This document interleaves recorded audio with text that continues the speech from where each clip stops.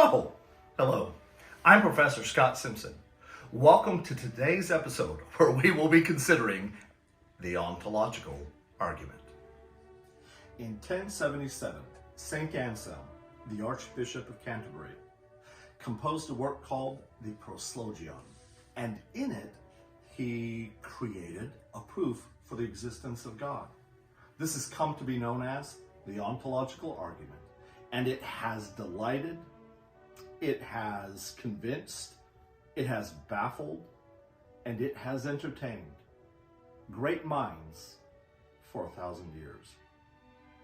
Descartes also formulated his own ontological argument, which states that the existence of God can be deduced from the nature of God. Descartes used the analogy of a triangle to demonstrate that since the idea of a triangle can be deduced from the nature of shapes, then the idea of God can be deduced from the nature of existence. Gottfried Wilhelm Leibniz, the 17th century universal genius and polymath, posed that the great human question is, why is there something rather than nothing? Leibniz built on the work of Anselm and Descartes to create his own ontologically inspired cosmological proof for the existence of God that runs like this. 1. Everything that exists has an explanation of its existence, either in the necessity of its own nature or in an external cause. 2. If the universe has an explanation of its existence, that explanation is God.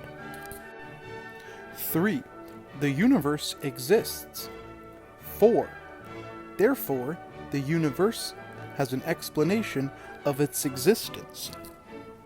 Ergo, the explanation of the universe's existence is God. God, as he defines himself in the Judeo-Christian tradition, is self-existent, i.e., the incomparable I am. Self-existence is its own explanation.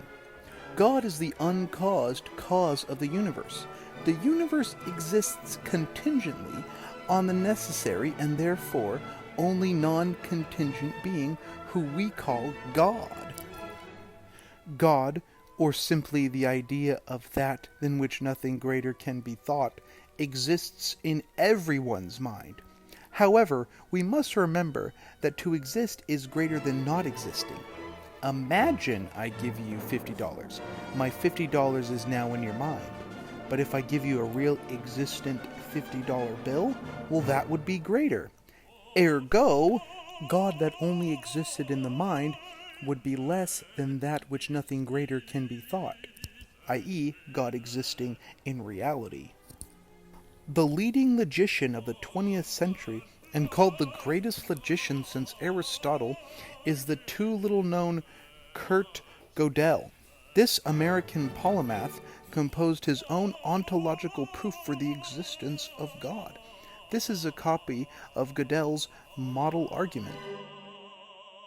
There is an exceptional wealth in the ontological argument that began with Anselm. One is that it all begins as a devotional prayer. I highly recommend getting a copy of the Proslogion by Anselm and reading it for yourself. Secondly, it is an endlessly fascinating mental exercise. It is a challenge that has convinced many people, one of whom was another great logician of the 20th century, Bertrand Russell. Now, Russell was initially persuaded by Anselm's argument until, as he termed it, it's much easier to be persuaded that ontological arguments are no good than it is to say exactly what is wrong with them.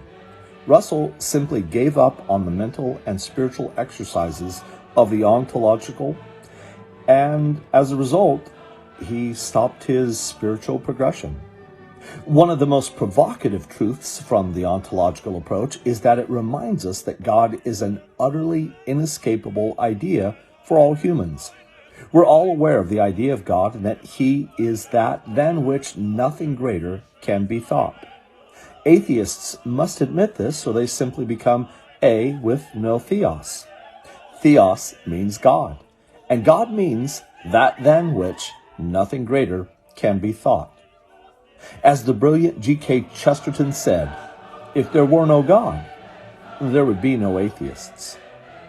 Atheists, ontologically, prove the existence of God.